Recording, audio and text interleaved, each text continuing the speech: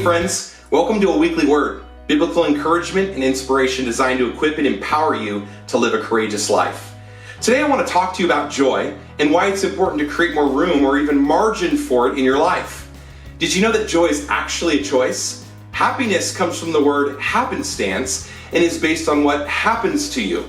And that includes both the good or even the bad. So if things are going good, then you're happy. And if things are going bad, then you're sad.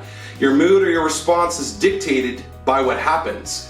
But joy, on the other hand, is a deliberate choice to see all of life as a gift. No matter what you're going through, no matter how difficult the situation is, meaning that you get to choose your response no matter what happens to you. And this is meant to be an empowering, or I would say even liberating force in your life. Listen to what the scriptures say in James chapter 1, verse 2. It says this, "Dear brothers and sisters, when troubles of any kind come your way, consider it an opportunity for great joy." An opportunity for great joy? Why would James say this? Because he knows that once again, joy is always a choice. He also knows that the testing of our faith will bring about a perfect work which results in us lacking nothing. That is, if we can choose joy. One of the best ways I've found to make more room for joy is to celebrate. Celebration is the intentional act of rejoicing by honoring the occasion as a real gift to be enjoyed. Celebration invites God into your life by acknowledging that He's good and that His creation is good and that His gifts in your life are good. But it actually goes a step further. Where the act of thanksgiving brings you to the feasting table, the act of celebration lets you enjoy the feast.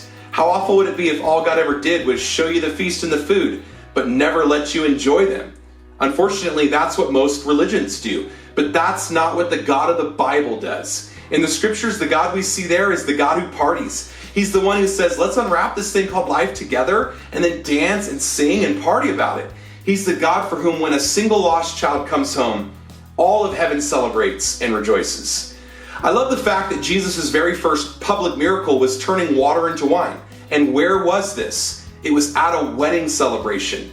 And I believe this speaks to the heart of what God wants us to experience in this life. Joy, laughter, pleasure, delight. In other words, God is super into pleasure and He's super into delight. He's actually the best author of joy there is. I think one of the things that we're all going to be blown away by about heaven is what a great celebration it'll be. And how do I know this? Well, just look at all the great feasts and all the festivals found throughout the scriptures. If they are just a type and a shadow of what we get to experience in our life with God this side of eternity, how much more so, the writer of Hebrews reminds us, will we get to experience the thing that they are actually directing us to? The point is this: we need to celebrate more. We need to actively and deliberately choose joy. We get so fixated on addressing all the other stuff in our life that we forget to celebrate. And when we do this, we in essence forget to acknowledge all the little wins and moments and time we have together as gifts. One of the best ways to practice making room for joy is with your family.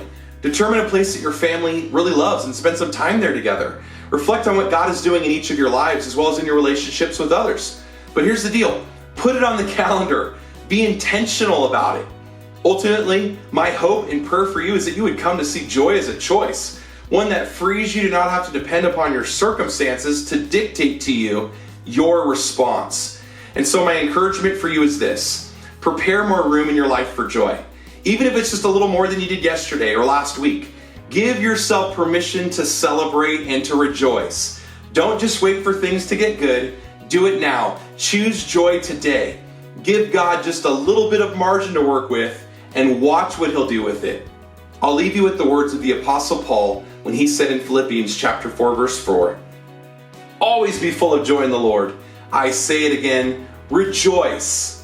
And until next time, be joyfully courageous.